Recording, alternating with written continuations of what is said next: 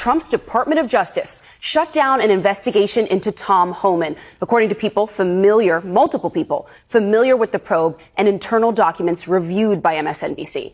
In an undercover operation last year, the FBI recorded Homan, now the White House border czar, accepting $50,000 in cash after indicating he would help agents who were posing as business executives win government contracts in a second Trump term. It's unclear what reasons FBI and DOJ officials gave for shutting down the probe, but a Trump DOJ appointee called the case a deep state probe earlier this year, and no further investigative steps were taken. Tom Homan was in the middle of being busted for taking a $50,000 bribe. That was right before Donald Trump got back into office at the end of last year. And this Department of Justice said deep state.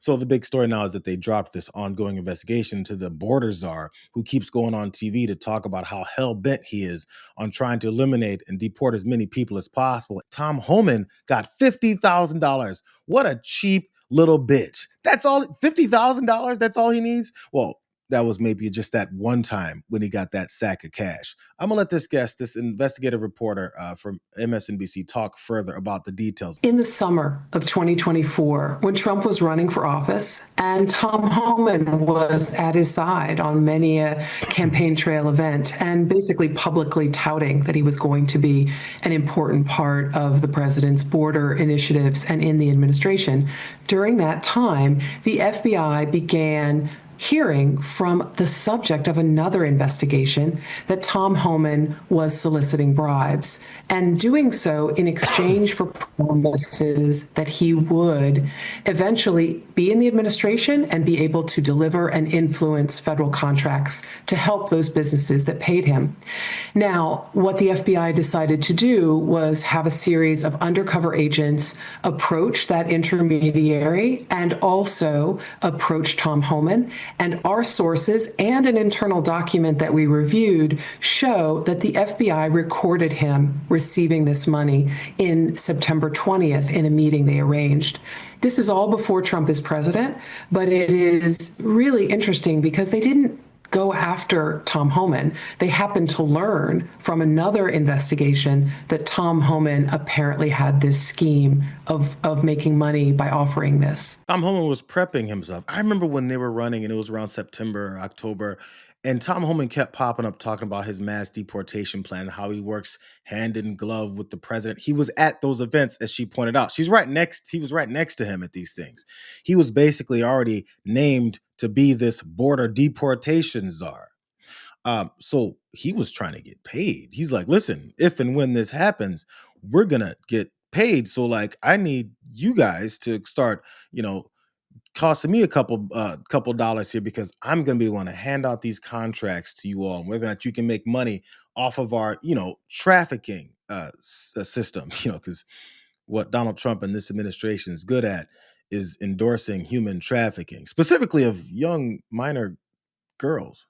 But the White House and those folks did also respond. The White House very quickly got back to us about this today. Kudos to them for that. And also Kaj Patel and Todd Blanche, the acting Deputy Attorney General, all issued statements to us in which they told MSNBC essentially that this was an improper investigation begun during President Biden's term, and that it was an attempt to go after a Trump ally, and they shuttered the case because they viewed it as lacking sufficient evidence to proceed. Of course, that is not at all how the FBI agents or the prosecutors working on this case viewed it.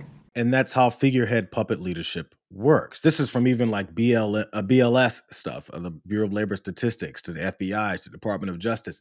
All these figureheads like Kash Patel and Pam Bondi, there's still folks who work in these agencies. And, even though they've pretty much cleared out all the honest ones, there's still some folks left who would talk about what is it they were working on and how it's actually a full and robust investigation.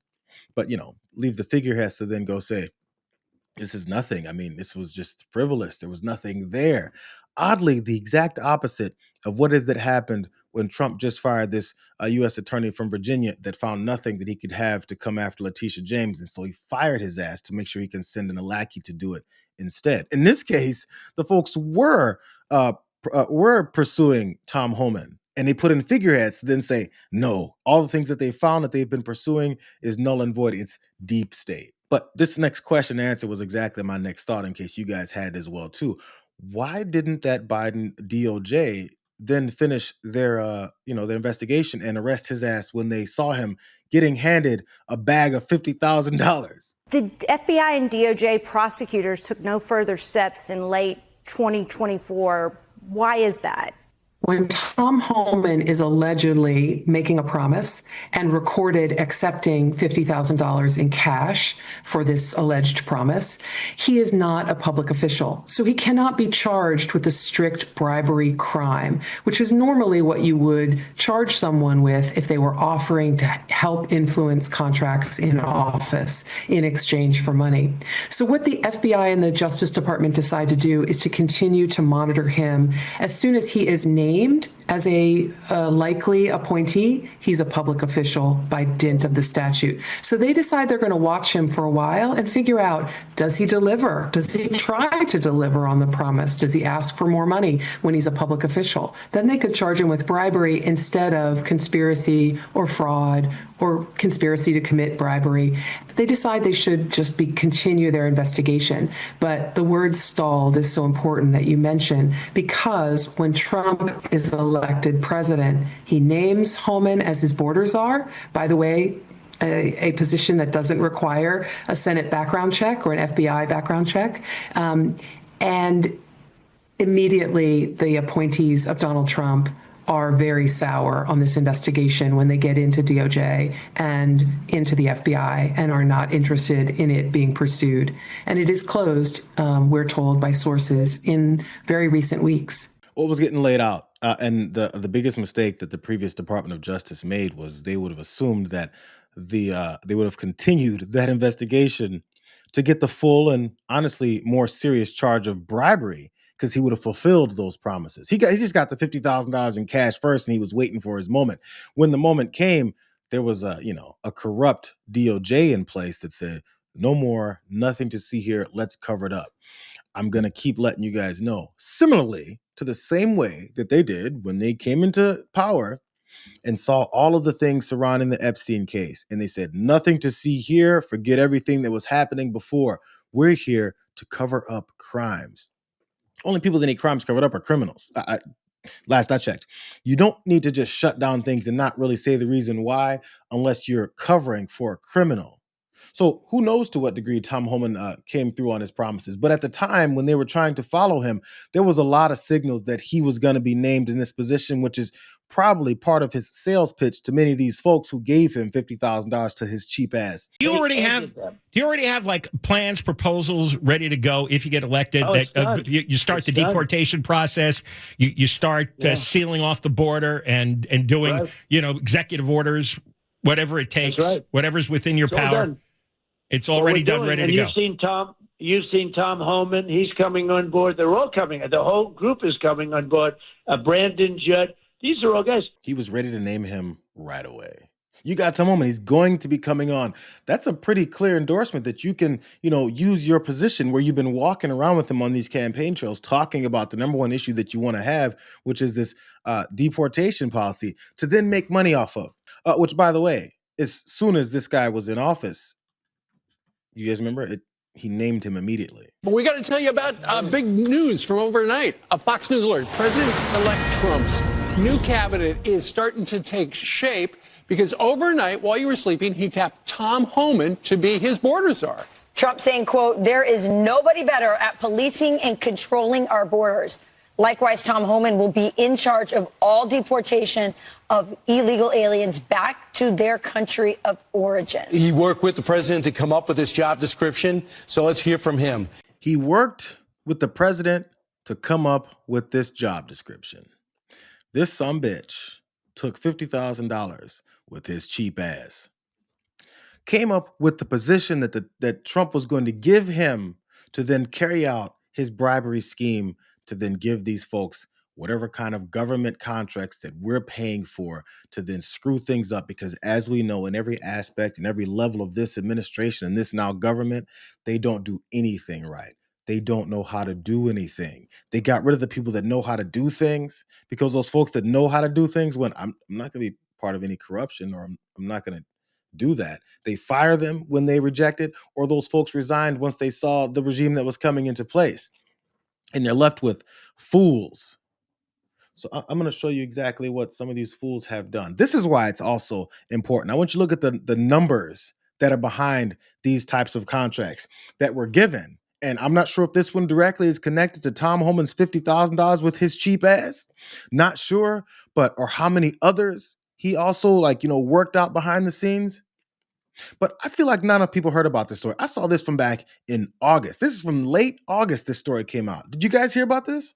When Trump administration last month, so that would have been July, awarded a contract worth up to $1.2 billion to build and operate what it says will become the nation's largest immigration detention complex, it didn't turn to a large government contractor or even a firm that specializes in private prisons. Instead, it handed the project to a military base to Acquisition Logistics, LLC, a small business that has no listed experience running a correction facility and never won a federal contract worth more than $16 million. This one is for $1.2 billion. The company also lacks a functioning website and lists its address as a modest home in suburban Virginia owned by a 77-year-old retired Navy flight officer.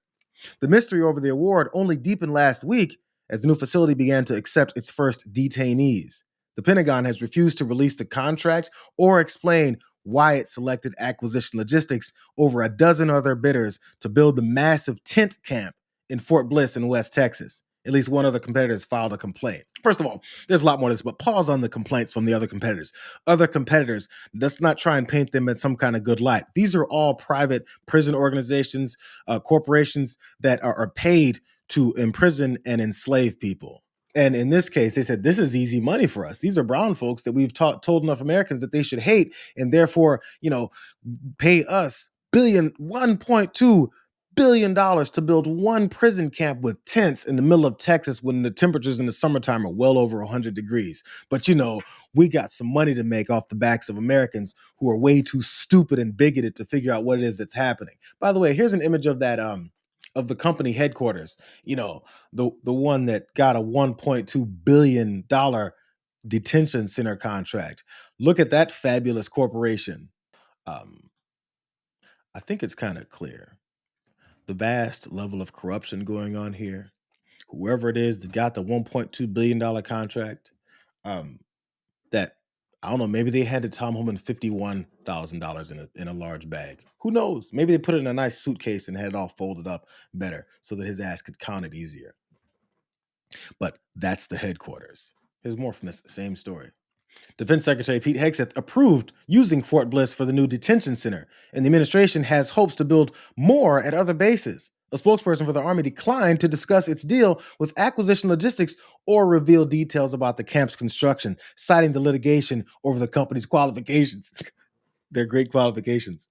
The Department of Homeland Security, which includes U.S. Immigration and Customs Enforcement, declined. This is the third time we've talked about how they declined to talk about anything. So don't buy anything that they say about being some kind of transparent administration, the most transparent in history. They've declined 3 times about what was going on in this situation.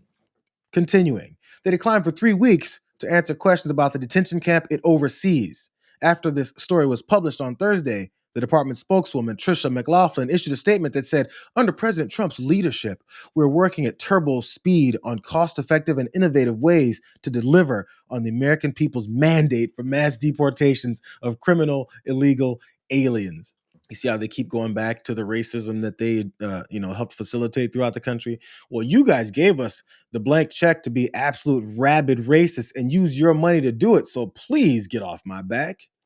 You guys are the racists, right, MAGA?